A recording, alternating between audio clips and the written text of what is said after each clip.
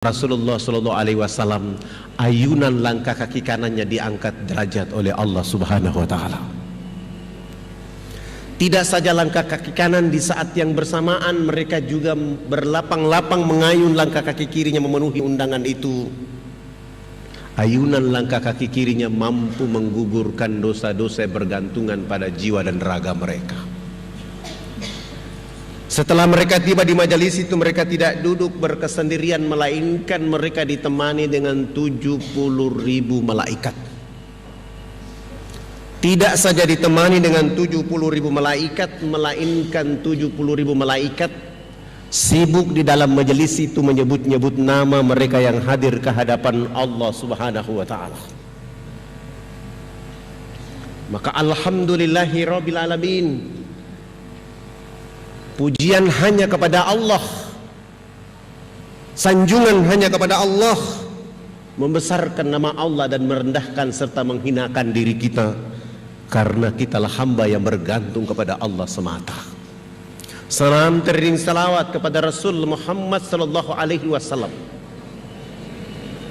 Dengan perjuangan dakwanya sehingga hari ini kita semua dalam keadaan Islam. Walau kita tidak menatap wajah Rasulullah, tidak mendengar kata-kata langsung dari Rasulullah Muhammad sallallahu alaihi wasallam, tidak duduk dengan Rasulullah Muhammad sallallahu alaihi wasallam, tetapi warisannya Rasulullah sallallahu alaihi wasallam membuat kita mampu berbondong-bondong, berduyung-duyung, berduduk, bersilaturahmi, bertahan di majelis-majelisnya Allah Subhanahu wa Ta'ala. Semoga ini terus hadir pada jiwa dan raga kita di setiap waktu, dengan harapan ridha dan rahmat Allah menyertai perjalanan hidup kita, dan kelak nanti bersama rahmat Allah dan safahnya Rasulullah Muhammad sallallahu alaihi wasallam. Jamaah yang dirahmati oleh Allah Subhanahu wa Ta'ala, alhamdulillah hari ini saya hadir kembali di tempat ini, karena waktu yang lalu saya tiba terlambat sehingga para jamaah tidak mendengar ceramah saya yang tuntas. Tapi pada hari ini saya mulai kembali dari awal, bahwa pada tahun 78 itu saya hijrah dari Fakfak. Ketika saya hijrah dari Fakfak, waktu itu rambut saya kayak pohon beringin, kribo. Pasang kembali. Waktu saya tiba di pelabuhan Makassar, saya bertemu orang Bugis Makassar. Waktu itu saya menyapa mereka dengan kata-kata Assalamualaikum warahmatullahi wabarakatuh. Saya berasal dari Fakfak di sini. Ketika saya menyapa orang di pelabuhan Bugis Makassar, waktu itu tidak ada satupun yang mau membalas salam saya. Bahkan ada sebagian orang Bugis Makassar ketika melihat rambut saya, mereka bilang, orang Islam macam apa rambutnya kayak begini. Ketika saya sholat subuh, di saat saya wudhu sampai sholat sunat, saya diawasi oleh pengurus masjid. Jangan-jangan ini misionaris yang berpura-pura masuk di masjid kita. Masuk duhur pun saya diawasi, dan itu berulang-ulang beberapa hari. Tetapi ketika saya mengikuti mata kuliah agama Islam di Fakultas Ekonomi, sebuah perguruan terkemuka, begitu saya masuk kuliah, di ruangan itu semua orang gagah, ganteng, cantik. Saya yang mengotori ruangan mata kuliah agama Islam waktu itu. Ketua jurusan berdiri dan menyampaikan kepada dosen mata kuliah agama Islam agar saya segera diusir. Tiba-tiba dosen mata kuliah agama Islam masuk di ruangan mata kuliah agama Islam dan menyampaikan pengumuman, yang merasa bukan Islam silakan keluar karena hari ini mata kuliah agama Islam. Saya tidak mungkin keluar. Tiba-tiba dosen berdiri dan mengusir saya dari ruangan itu. Keluar! Saya, ya kamu keluar. Saya baru sadar itu adalah saya. Saya tidak keluar.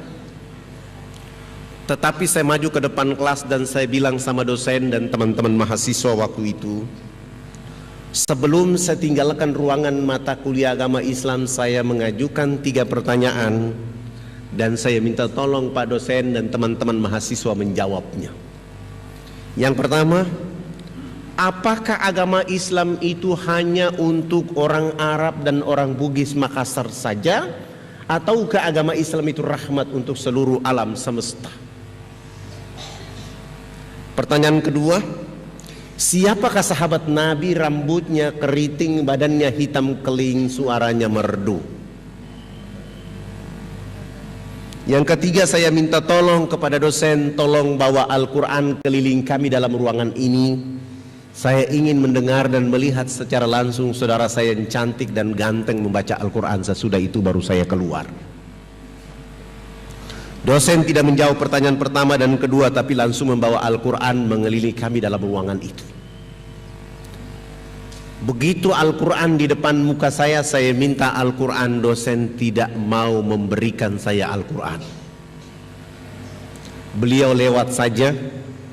Saya bersabar sampai urutan mahasiswa 45, 46, dan saya merampas Al-Quran dari tangan dosen dengan urutan 47. Subhanallah, begitu saya buka Al-Quran secara acak-acakan, surat yang diperlihatkan oleh Allah kepada saya di ruangan itu adalah surat Al-Hasyr yang artinya pengusiran.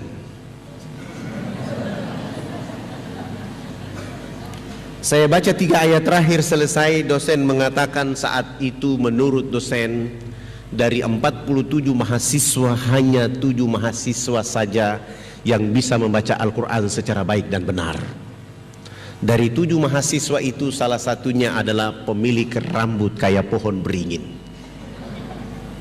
Akhirnya saya memberanikan diri maju ke depan kelas.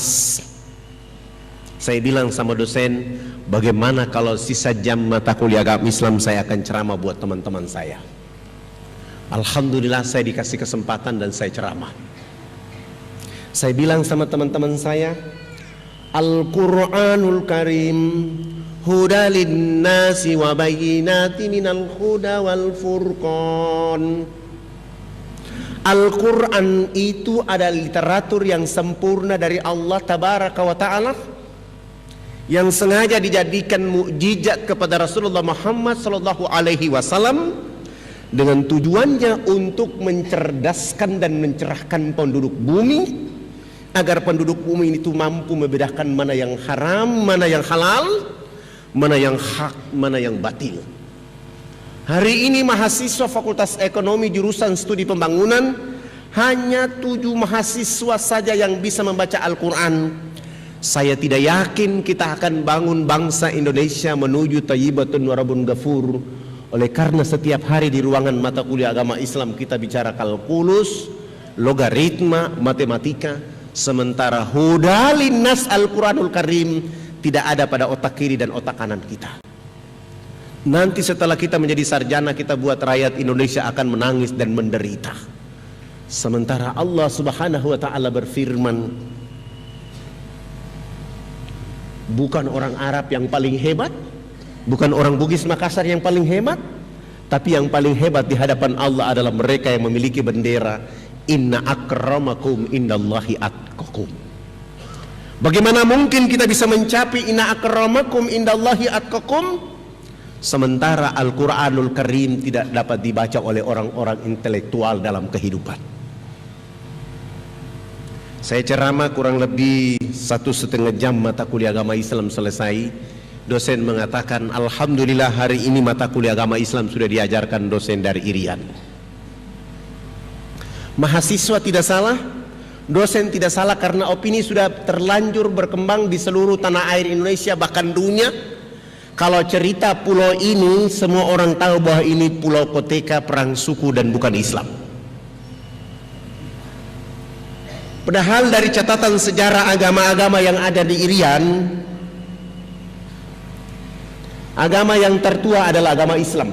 Tertua dan pertama, yaitu pada tanggal 17 Juli 1214 Masehi, Iskandar Shah dari Samudra Pasai melakukan perjalanan dakwah bersama para saudagar, Mereka tiba di pulau tadi, bertemu dengan kepala suku yang bernama Kris.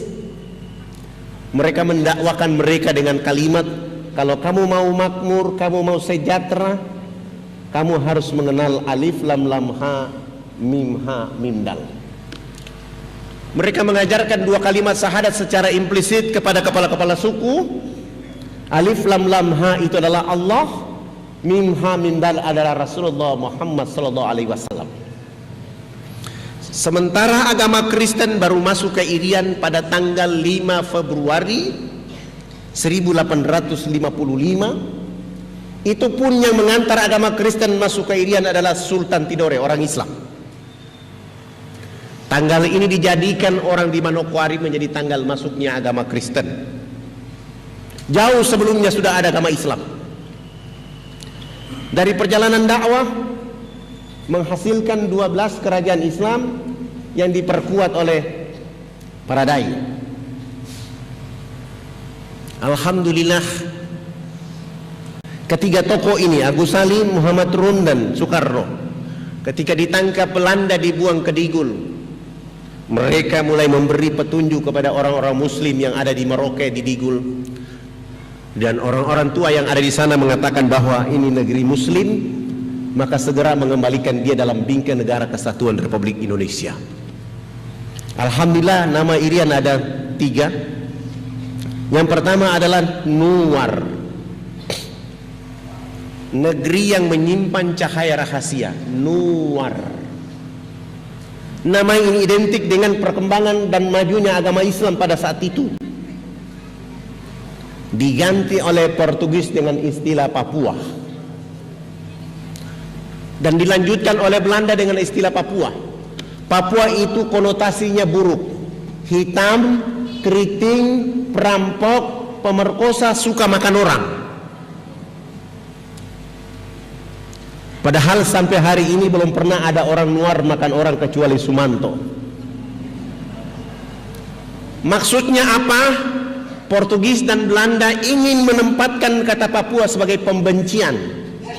Kamu ini keriting, kamu ini hitam, kamu tidak sama dengan Maluku, Sulawesi, Jawa, Sumatera, Kalimantan, maka kamu harus buat negara sendiri. Itulah cikal bakal dari organisasi Papua Merdeka. Mereka tidak berhasil. Alhamdulillah, kembali ke pangkuan Ibu Pertiwi, tidak menggunakan kata Papua, tidak menggunakan kata Nuar, tapi menggunakan kata Irian. Kata Irian berasal dari 3 bahasa. Bahasa Biak dari kata Merian, artinya bumi yang panas. Bahasa Irarutu dari kata Iriano, daratan yang luas. Pada tahun 1517 Masehi, Ibnu Battuta sampai di Merauke, melihat sebagian orang telanjang, dia menyebutnya Urian. Marian, Iriano dan Urian disepakati pada konferensi Malino tahun 63 di Makassar menggunakan kata Irian ditambah kata Barat menjadi Irian Barat dan berubah menjadi Irian Jaya. Kata Irian itu artinya ikut Republik Indonesia anti Nederland. Alhamdulillah, Irian tanpa Indonesia bukan Irian. Dan kalau Indonesia tidak ada Irian, dia bukan Indonesia, dia menjadi satu kesatuan. Dia harus menjadi satu kesatuan yang berusaha untuk membangun masyarakat bangsa Indonesia dengan Islam yang kuat, dan pada akhirnya menghasilkan kekuatan bangsa yang tangguh oleh karena dengan taat kepada Allah Subhanahu wa taala. Alhamdulillah, Fadlan selesai kuliah dan pulang ke, tidak langsung ke Fakfak, langsung ke Jayapura. Begitu sampai ke Jayapura,